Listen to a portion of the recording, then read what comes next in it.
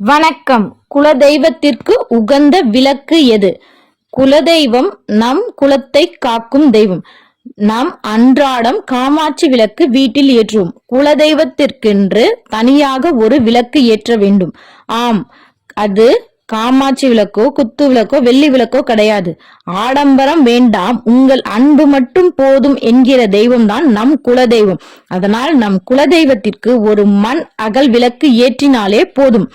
அந்த மண் அகல் விளக்கில் இலுப்ப எண்ணெய் அல்லது பசு நெய் அல்லது முக்கூட்டு எண்ணெயாக இலுப்ப எண்ணெய், நெய், வேப்பெண்ணெய் மூன்றும் கலந்து தீபம் ஏற்றி வந்தால் குலதெய்வத்தின் அருளாசி முழுமையாக கிடைக்கும்.